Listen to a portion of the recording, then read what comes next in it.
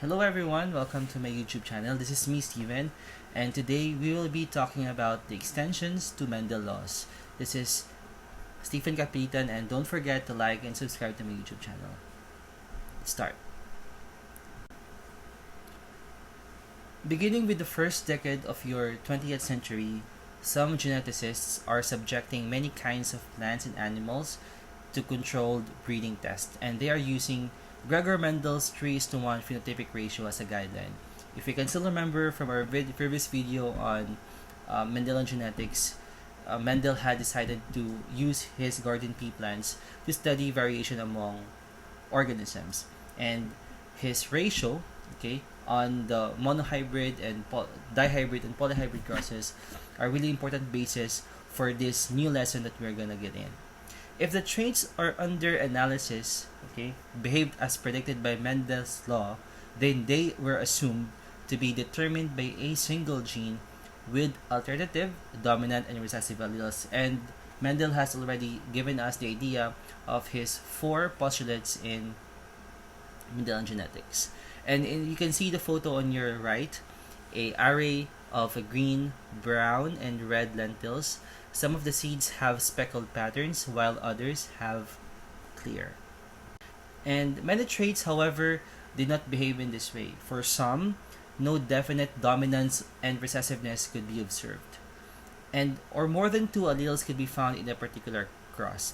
Other traits turned out to be multifactorial, that is, determined by 2 or more genes, or by the interaction of genes with the environment. So that's the seed color of lentils is what we call as here multifactorial trait.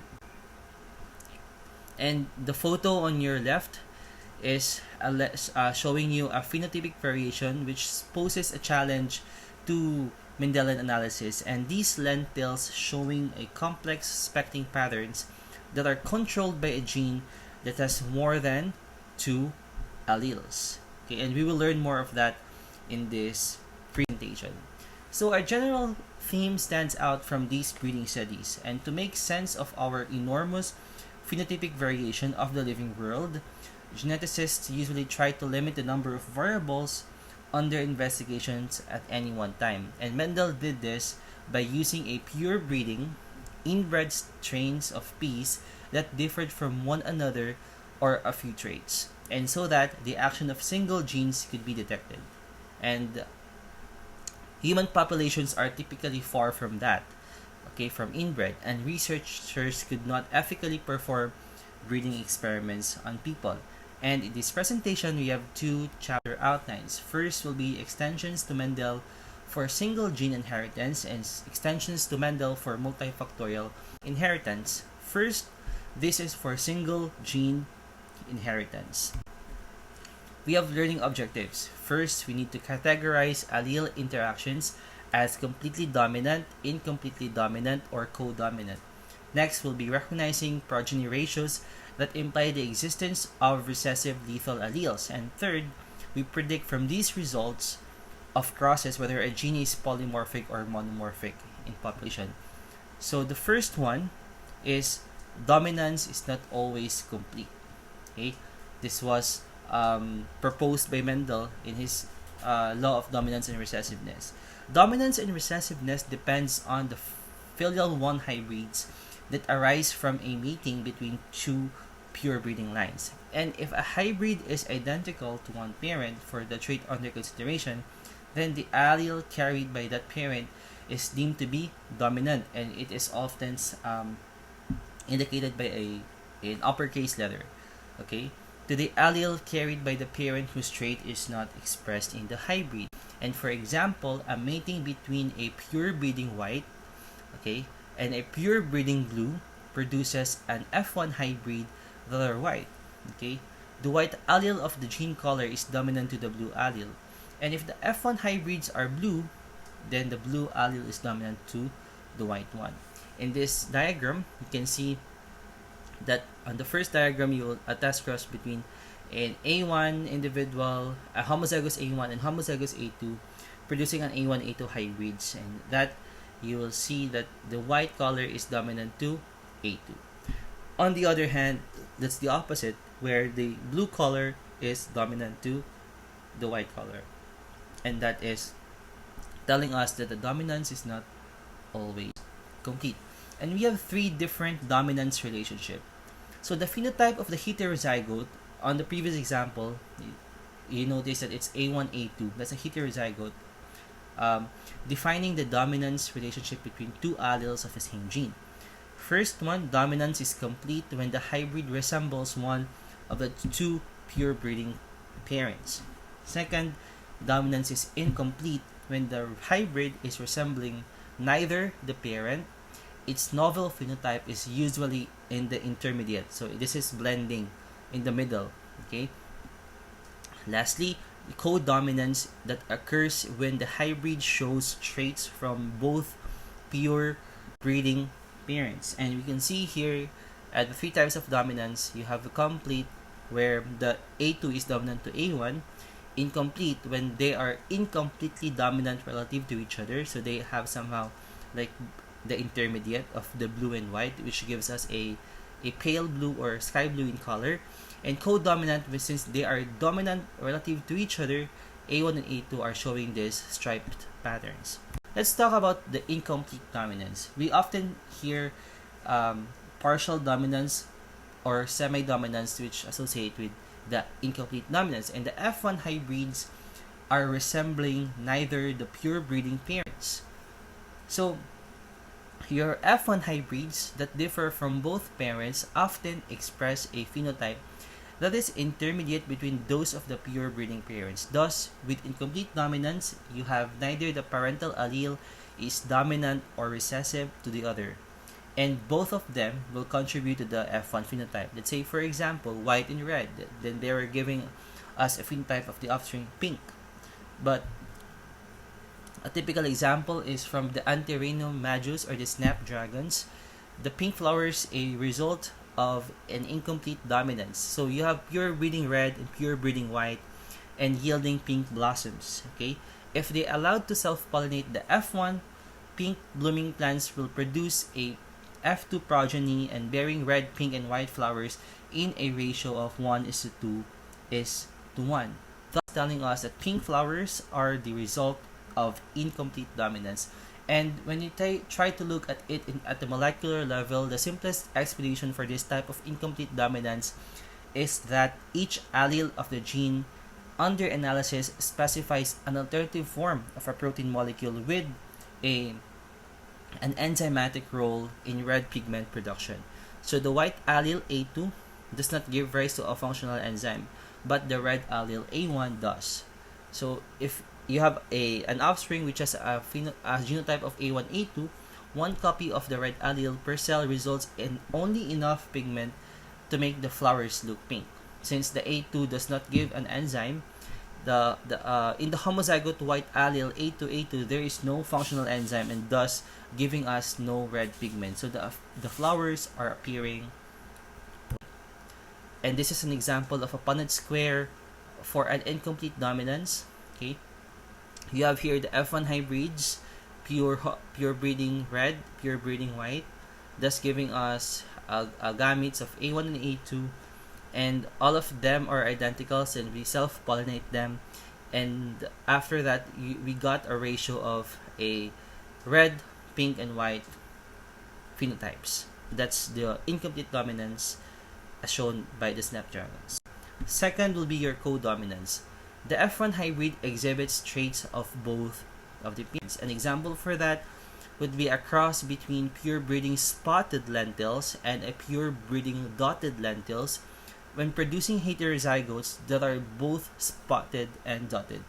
These F1 hybrids are like illustrating us a very significant peak departure from complete dominance, and this progeny will look like both of the parents, which means that neither the spotted nor the dotted allele is dominant or recessive to the other, because both traits show up equally in the heterozygous phenotype, and that's really the case in codominance. They are showing both of the parents' phenotypes. In humans, some of the complex membrane-anchored molecules that distinguish different types of red blood cells are exhibiting codominance. And in this typical example, there is a cross between pure breeding spotted lentils, which is signified with your C superscript S and your C superscript D for the dotted, and thus producing a heterozygotes. For this one, all of them are identical. They are being self-bred, and each genotype for it has this corresponding phenotype, which is the 1:2:2:1 ratio. Almost similar with the one that we shown from the incomplete dominance. All of them are having spotted, 2 spotted or dotted, and 1 for dotted. All of these 4 individuals are showing this 1:2:1 ratio. Another typical example that we're using is your codominant blood group alleles. Okay, so your codominant blood group alleles are given with these particular phenotypes: your A, B, and AB.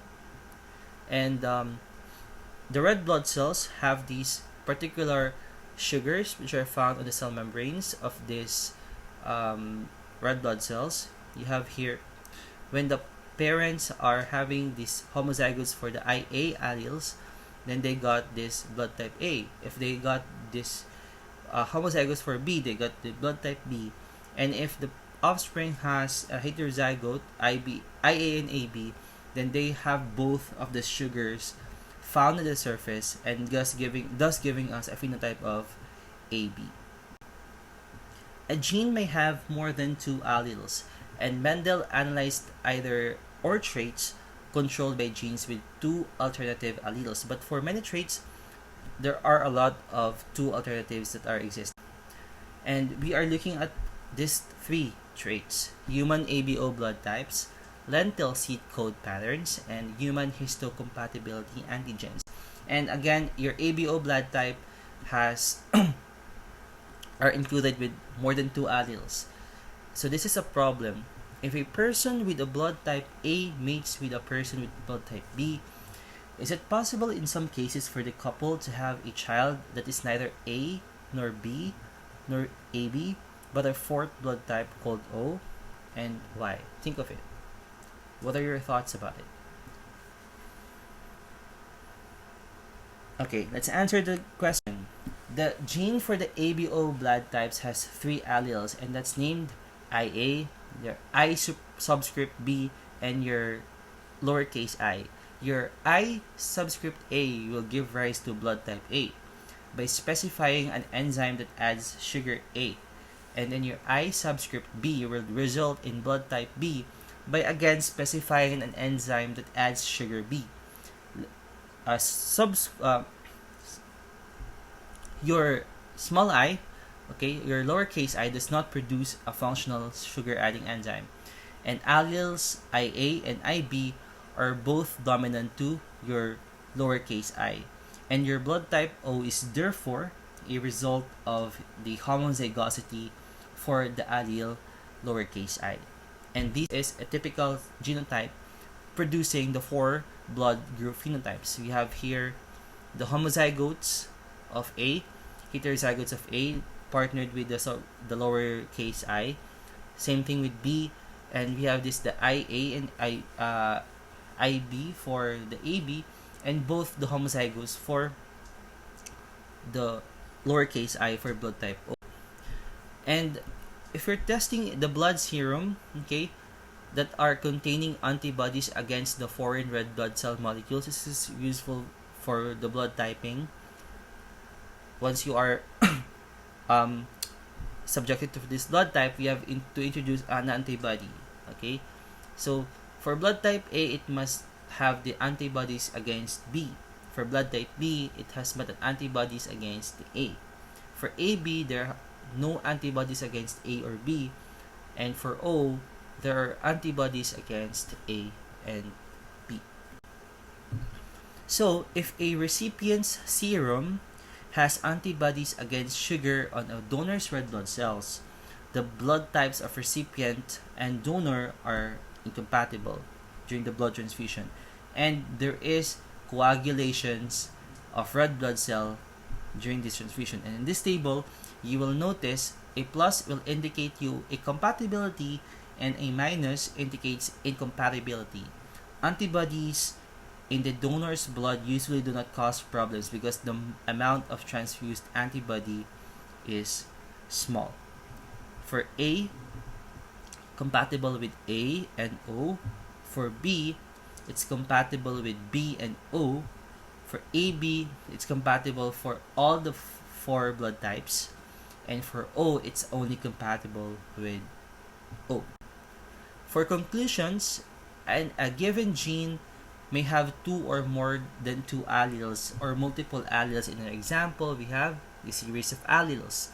And although ABO blood group gene has 3 alleles, each person carries only 2 of these alternatives. It could not be 3, okay, as compared to the chromosomes that when they carry, they must be in an abnormality or polyploidy or aneuploidy. It will always be 2 alternatives.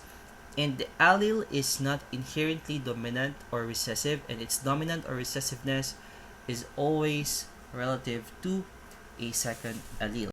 And dominance relations are unique to a pair of alleles. Let's say this I subscript A is completely dominant to lowercase I, but it is co-dominant with your I subscript B. Given this dominance relations, the 6 genotypes with possible with your I subscript A and I subscript B and lowercase I will generate 4 different phenotypes. Bloods group A, B, AB, and O. That's the first for this the genes, okay, the multiple genes. For plants, another example for the multiple alleles is the lentil seed coat patterns. And a gene for seed coat pattern has 5 alleles. Your spotted, dotted, clear, and 2 types of marbled. And reciprocal crosses between pairs of pure breeding lines of all the patterns, marbled 1, marbled 2, marbled 1, crossed to spotted, marbled 2, and spotted and so forth, have clarified the dominance relations of all possible pairs of the alleles to reveal a dominant series, in which alleles are listed in order from the most dominant to the most recessive.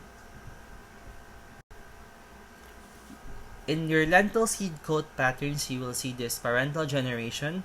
So this is a parental seed coat pattern in cross, like parent 1 and parent 2, let's say marbled and clear, marbled 2 and clear, since there are 5 phenotypes, spotted and clear, dotted and clear, marbled 1 and marbled 2, thus giving you this F1 phenotypes and this F2 generation and their frequencies and their phenotypes, and will give us the apparent phenotypic ratio of 3:1, 3:1, 3:1, 3:1, and this 3:1.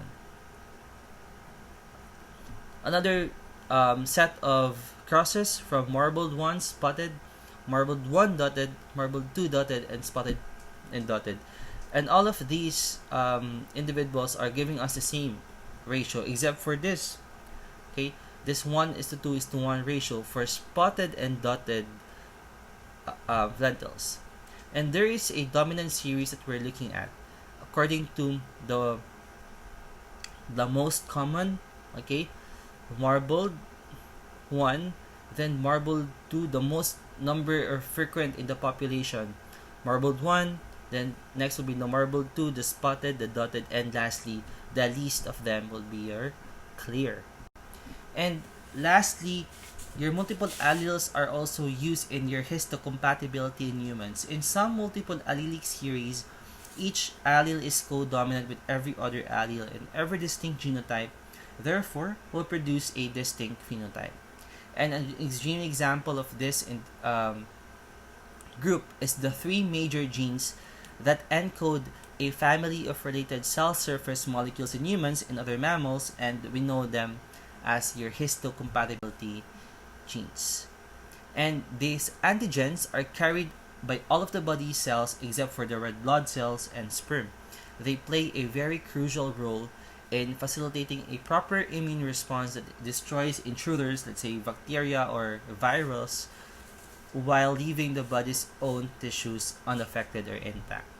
And that's it. Now we're looking at mutations. Okay, mutations are also the source of new alleles. And how do the multiple alleles of an allelic series arise? The answer for that is your chance of alterations of your genetic material known as mutation, which is arising spontaneously in nature. Once they occur in gamete-producing cells, they are inherited faithfully, and that these phenotypic consequences can also be counted. Okay, the frequency of these gametes carrying a new mutation in a particular gene varies anywhere from 1 in 10,000 to 1 in 1 million. And mutations make it possible to follow gene transmission. So, your allele frequencies and monomorphic genes, when we try to define this one, each allele of the gene accounts for a percentage of its total number of gene copies, and we know this percentage as your allele frequency. And the most common one in the population are usually called the wild-type alleles, and they are often designated by your superscript plus sign. And an allele is considered to be wild-type if it's present in a population at a greater frequency, greater than 1%. A rare allele, on the other hand, in the same population is considered as mutant allele. And for example, in this next cross that I'm showing you is one of the main genes that determining coat color is the agouti gene. For this allele frequencies and monomorphic genes, the mouse agouti gene, okay, one wild type allele and many mutant alleles. So the black-backed, yellow-bellied top left and black top to right, and agouti is your mice found in the bottom. Next will be the genotypes and corresponding phenotypes for alleles of your agouti gene. So if you have at least a homozygous, this big letter A, then you will have an agouti. If you have this homozygous for A superscript small t, then you have black or yellow. And then if you have both these homozygous for lowercase a, you have black, and then at least a heterozygous for this A superscript T and A, you have your black and yellow. All of these are the alleles for your agouti gene, the one that's giving the color for your mouse. And researchers have identified in the laboratory like 14 distinguishable mutant alleles for the agouti gene. And one of these is A superscript T, which is recessive to the wild type and gives rise to the black coat on the back and yellow coat on the belly. And another A, okay, is also recessive to big A and produces a pure black coat.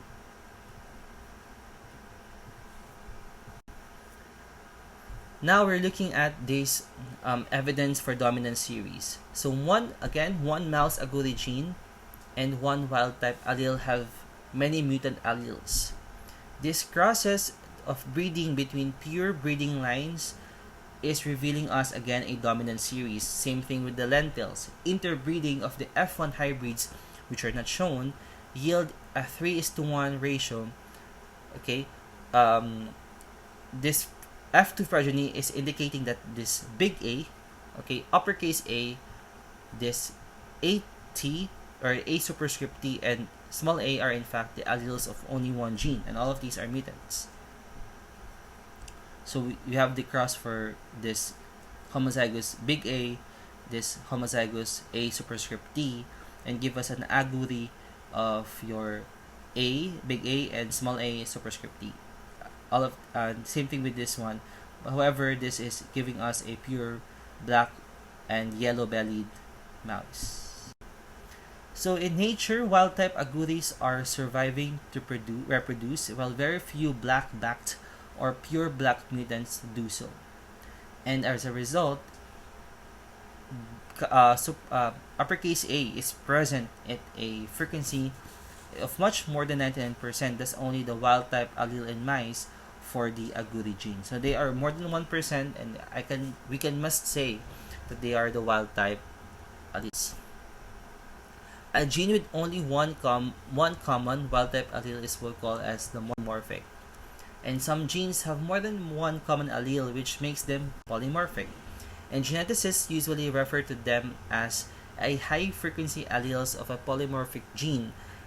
We call them as a common variants. And certain rare genes are so polymorphic that hundreds of allelic variants can be found in populations.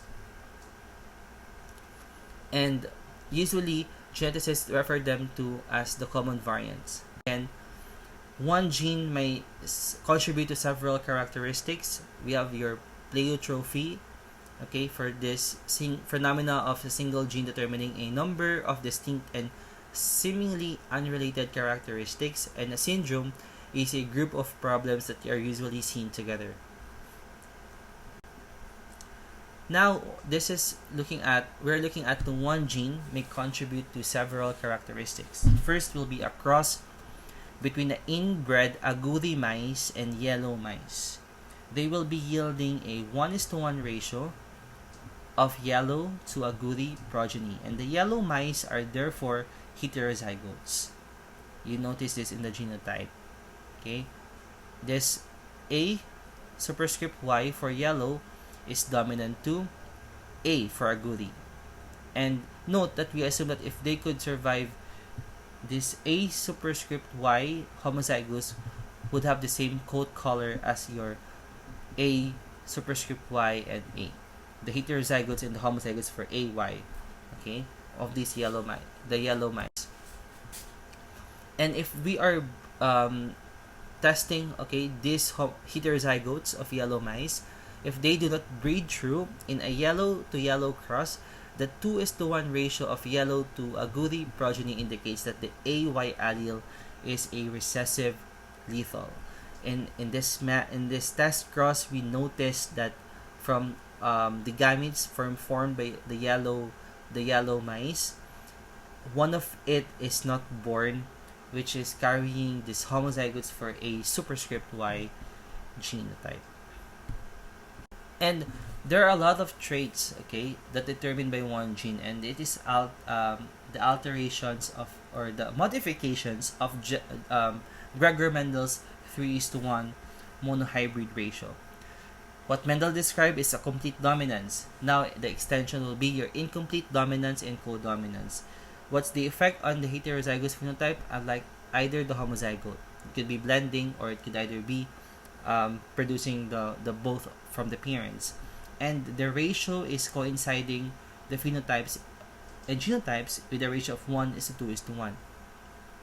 Next, for the two alleles, he noticed, and you could also review that in his discovery of these genes, okay, he named it as a two factors or unit factors, and the extension for it will be the multiple alleles and the multiplicity of phenotypes that's giving us the color the red blood cell types, okay.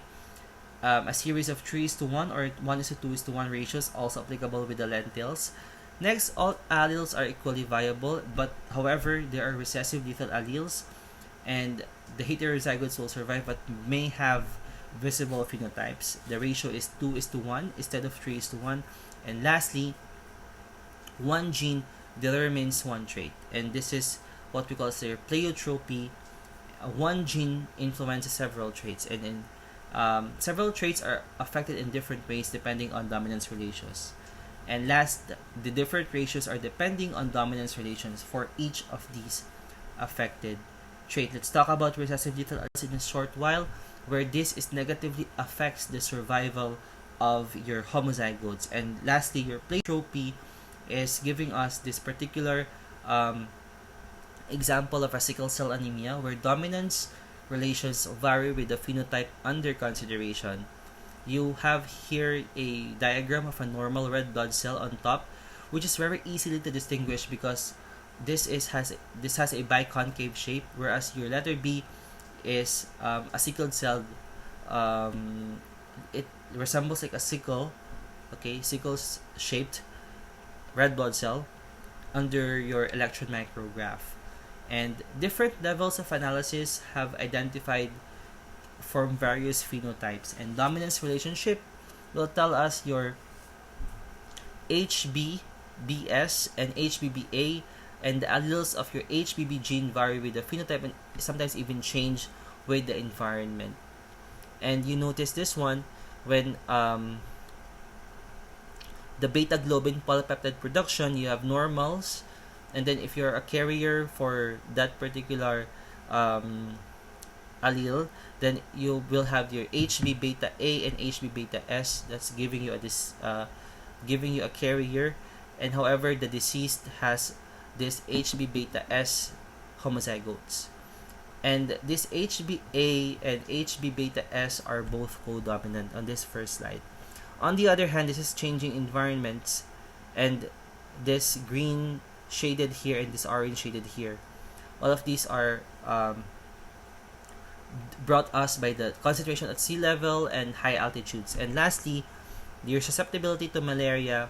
If you have this normal susceptibility, okay, this HB beta A and HB beta A have normal susceptibility. When you're a carrier, you are becoming resistant, okay. So, and lastly, resistant. So this is giving us an idea that if you have sickle-cell anemia, then you are resistant to malaria. Both of them is the HB beta S is dominant and HB beta A is being recessive. Opposite for this red blood cells at the sea level and below sea levels. And that's it. We are done with the first single gene inheritance.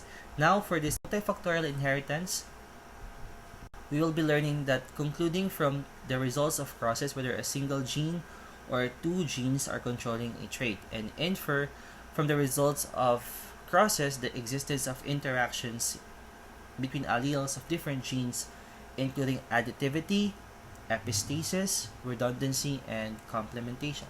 First will be additive interactions between two genes that controlling a single trait can somehow produce your novel phenotypes. We will be looking at mating of tan in gray lentils, which is producing a uniformly F1 generation of brown lentils, and then an F2 generation containing brown, tan, gray, and green lentil seeds. It's really amazing. A combination of genotypes that two independently assorting genes interacts additively to produce the phenotype of seed color in your lentils. And now we'll try to examine how two genes interact to produce seed colors in lentils. Look at their parents, pure breeding tan and gray lentils, and all the F1 hybrids are shown, and they are all identical with color brown. And your F2 progeny, you will see a 9:3:3:1 ratio with different colors: brown, tan, gray, and green. And this is determined that you take note that seed color is determined by two independently assorting genes. In the second table, we will be looking at your self-pollination of your F2 to produce an F3 and sorting out the dominance relations by selecting crosses. The phenotypes of these F2 individuals will be crossed on these F3 phenotypes. Now, when we try to see and check these crosses, we are getting this expected proportion for the F2 population.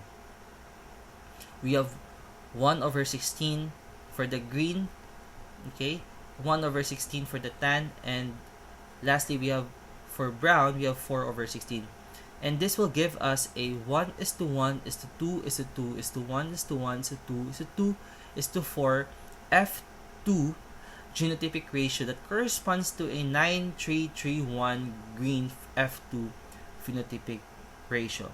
Same thing, okay? Then we sort out these dominance relations by selecting crosses: tan green, gray green, brown and gray, brown and tan, brown and green. So you get all of these ratio, the 3:1, 3:1, 3:1, and many more. Exception for the last cross, which has a different ratio. Now, for 4 color phenotypes that are arising from 4 genotypic classes with each class defined as in the terms or presence or absence of dominant alleles of the two genes. Number 1, both is present, the uppercase A and B. 2, one is present, it's either the uppercase A and homozygotes of the lowercase b. 3, the other is present, is small a, homozygote and the big B.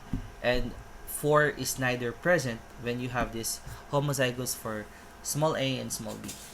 And the A, capital A notation or uppercase A notation means that the second allele of this gene can be either be a big A or small a, while B, uppercase B denotes the second allele of either B or lowercase b. So these are the possible explanation for that. And how did it come about? It's because of these enzymes. Okay. For the colorless precursor 1 and colorless precursor 2, this is giving us an enzyme A. Okay, when they have this uppercase A, giving us an enzyme A producing a tan pigment. Thus, this one is producing us a gray pigment or no gray pigment. This one is producing us a tan pigment. And next example, for lowercase a, you give them the no tan pigment, there's no enzyme. For uppercase B, homozygotes and heterozygotes, they will give us an enzyme B, giving us a gray pigment.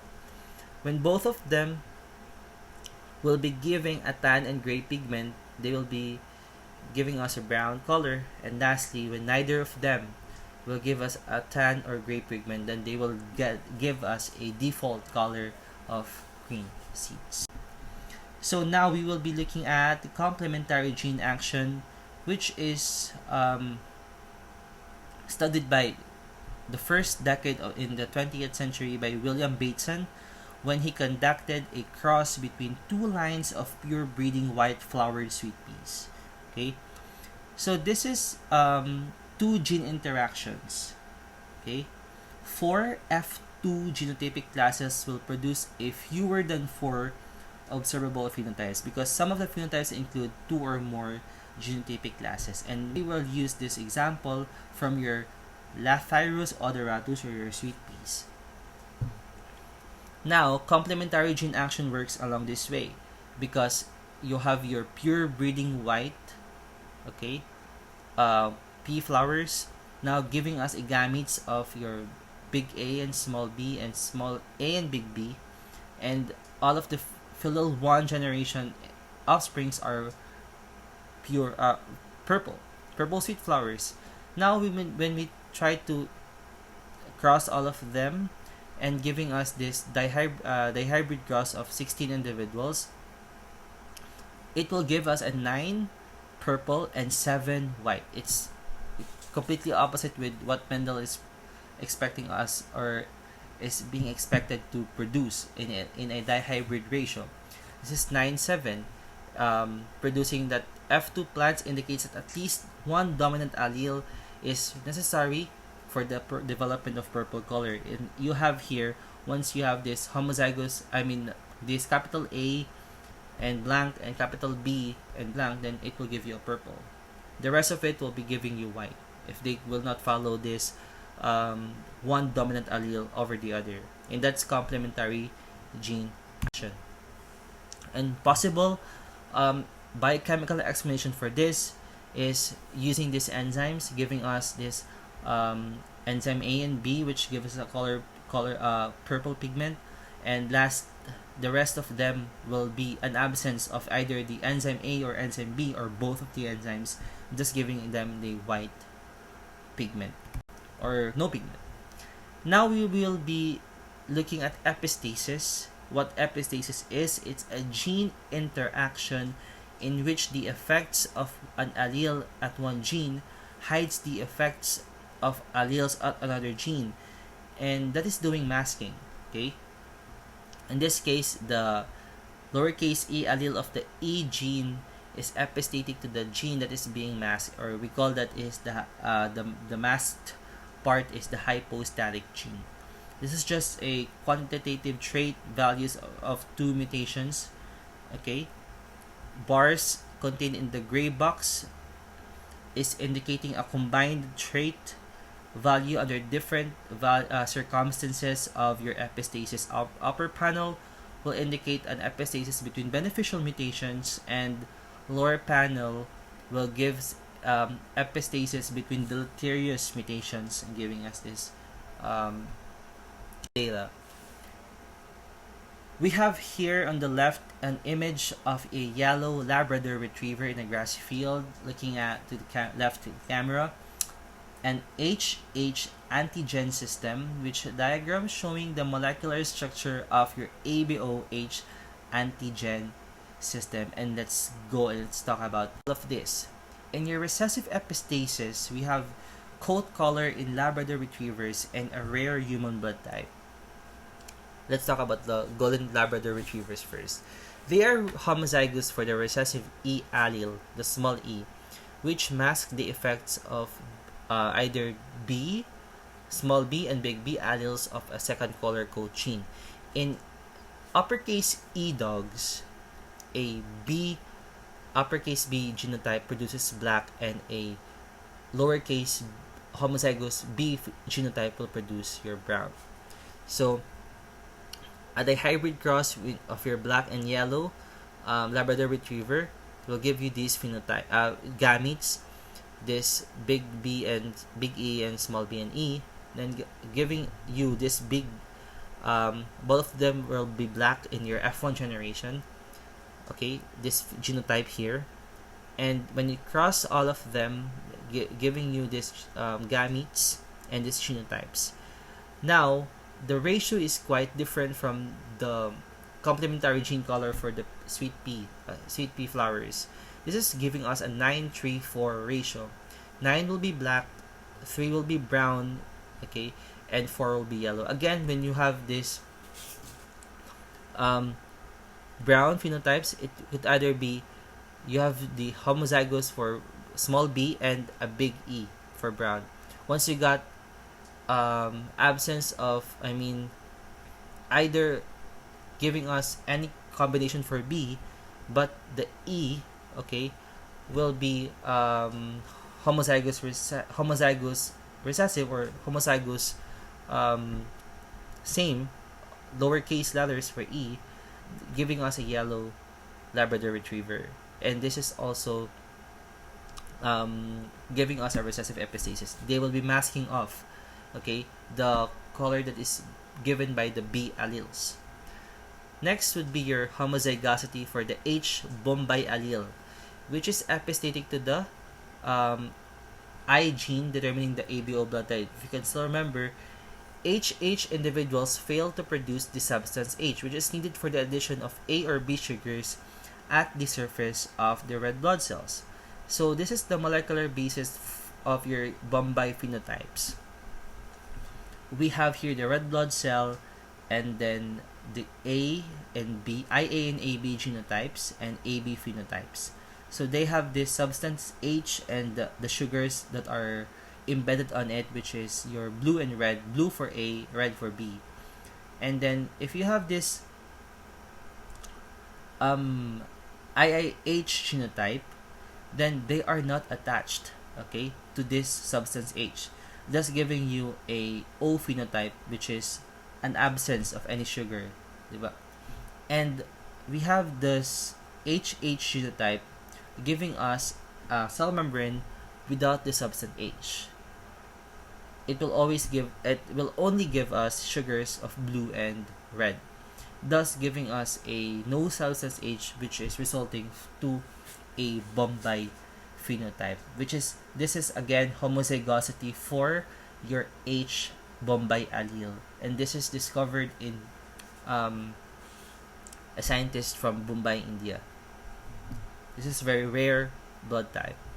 Now we're trying to look at the variants of summer squash, your white leghorn, and Vando chickens. And this is the opposite for the recessive. This is the dominant epistasis, and they produce a telltale phenotypic ratios of 12:3:1 or 13:3.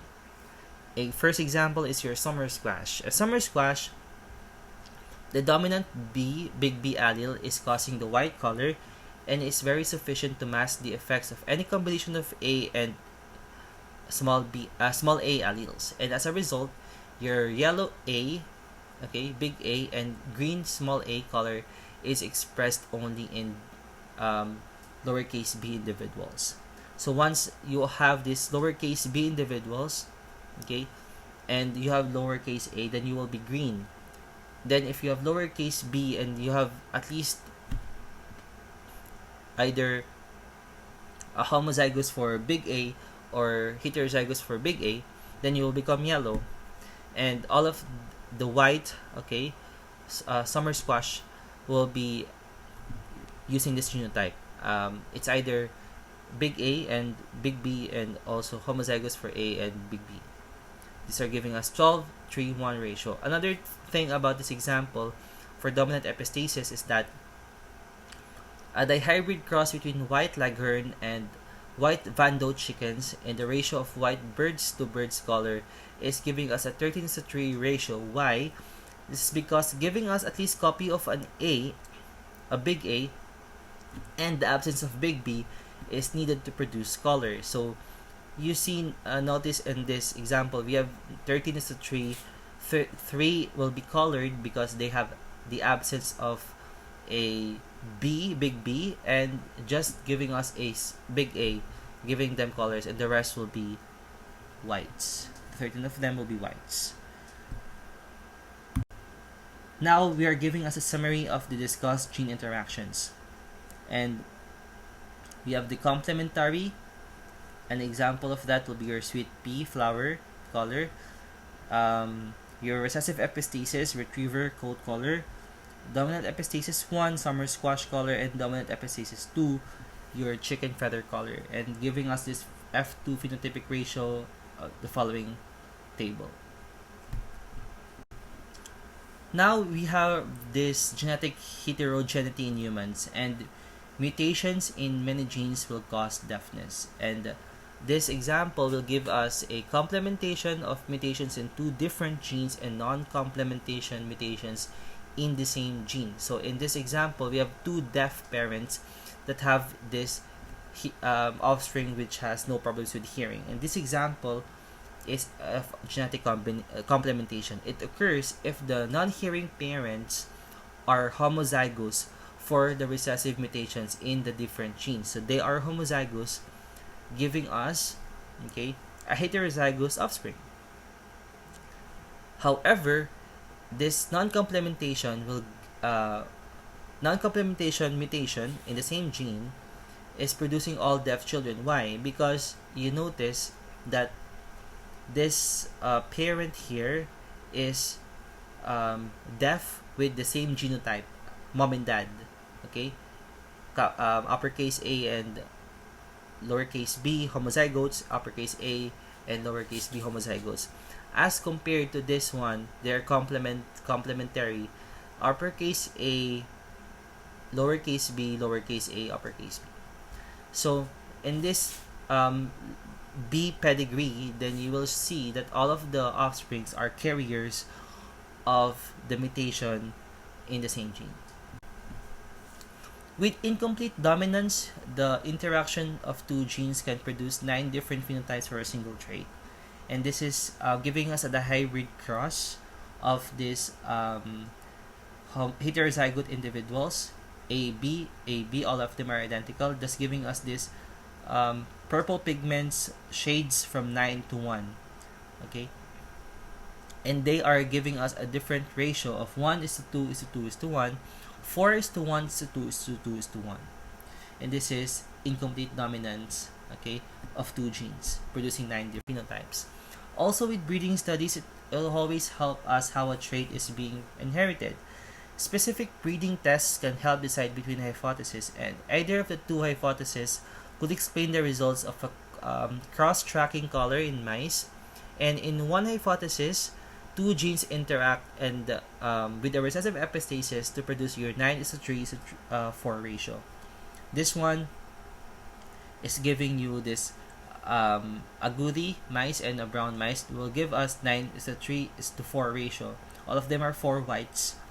And if two gene hypothesis is very correct, then if you're albino, okay, and your true breeding brown will give us this particular traits.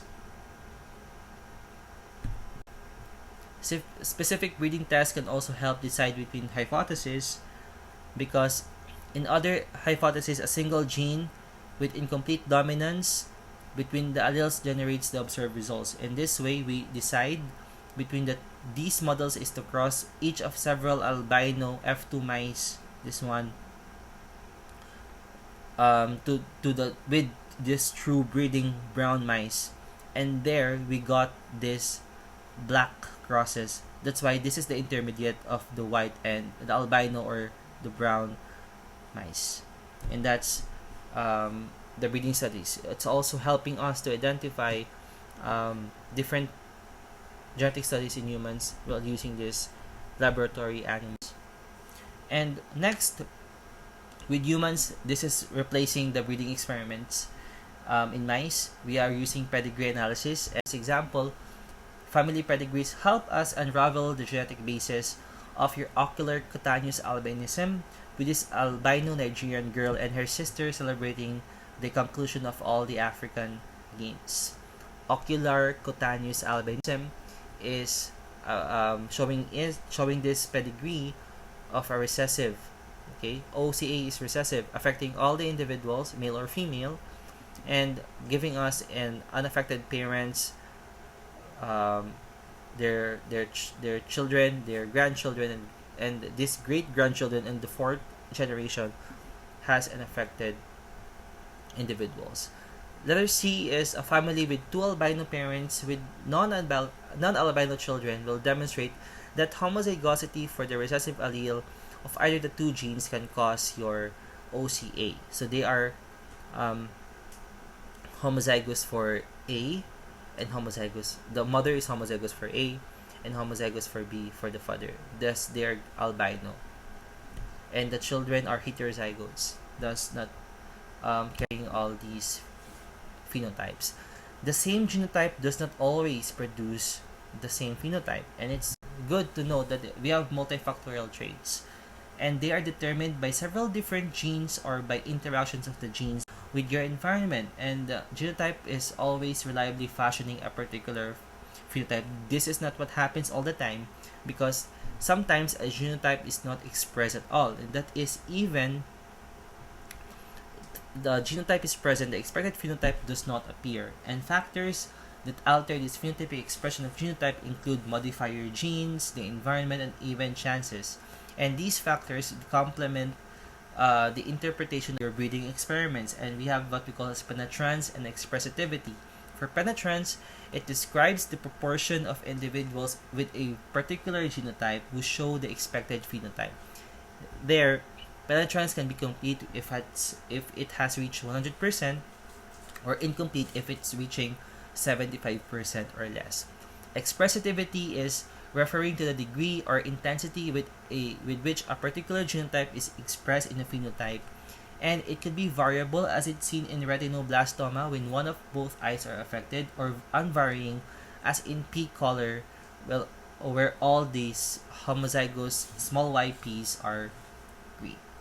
So this is your retinoblastoma, a cancer before and after the chemotherapy.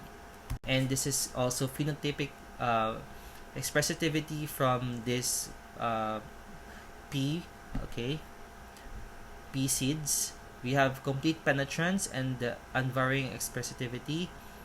Incomplete penetrance because it's not 100%, and variable expressivity. And you can use all of these, okay, when they have again completely penetrant if they are all the same, of the same phenotypes. They could be incompletely penetrant when they have varying colors. It's variable expressivity because they have, individuals with the same genotype may show trait but to different degrees. Green, how green it is, how lighter the green it is. Modifier genes are not all genes that influence the appearance of a trait contribute equally to the phenotype, and major genes have a large influence. Okay, modifier genes have a more subtle secondary effect, and modifier genes alter the phenotypes produced by the alleles of other genes, and no formal distinction that exists between major and modifier genes. Next, we'll talk about environmental effect on a phenotype, and temperature is one of the good elements of the environment that can have a visible effect on the phenotype. In Siamese cats, temperature affects coat color. A Siamese cat, which is letter B in your melanin, is produced only in cooler extremities. You will notice that on these appendages, they have this darker fur color, and this is because Siamese cats are homozygous for a mutation that renders an enzyme involved in melanin synthesis, which is temperature sensitive. And the mutant enzyme is active at lower temperatures but inactive at higher temperatures. So temperature will give us this functional enzyme to be working with producing more of the dark pigments or dark coloration on their fur. There are a lot of environmental effects in the phenotype. It could be conditional lethal. It is lethal only in certain conditions. It could be range of temperatures, which insects remain viable, like we call it permissive conditions. Lethal temperatures above are restrictive conditions, and thus giving us at one temperature the allele gives rise to a phenotype that is indistinguishable from the wild type, and while at other temperature the same allele generates a mutant phenotype, in this case lethality. And exposure to chemicals is or environmental agents can help somehow to mutate the alleles of specific genes, and changing in the phenotype arising in such a way is known as your phenocopy. These phenocopies are not heritable because they don't result from a gene change. Example for that is BRCA1 and BRCA2 from the breast cancer, another type example of phenocopies. Mendelian principles can also explain how this continuous variation exists, because a continuous trait like say height or skin color can have any value of expression between two extremes, and most of these types are polygenic, and it's determined by the interactions of multiple genes. In this example, a continuous trait in humans, women runners on the start of the 5th Avenue mile race in New York City, demonstrate that the height is a trait showing a continuous variation. And then lastly, the skin color of the F1 offspring is usually an intermediate between the parental extremes, and the F2 generation exhibits a broader distribution of continuous variation of these dark pigmentations in their skin. And lastly, this is us telling the Mendelian explanation for this continuous variation and this percentage among all of these crosses. We have here 1 to 2 or 25% and 50%. As you increase all of these crosses, then there is a continuous variation or a lot of variation that's occurring in a population. So these are genes that are limited to 1 to 2, but more genes or alleles, giving us more possible phenotypic classes. And as the greater extent, to this example, we are now showing continuous variation. And in these examples, you have the table and the percentages at the bottom, which is denoting the frequencies of each genotype as expressed in the total fractions in a population. And that's it. That's all that we have for today for this extension of Mendelian genetics. And thank you so much for listening, and goodbye.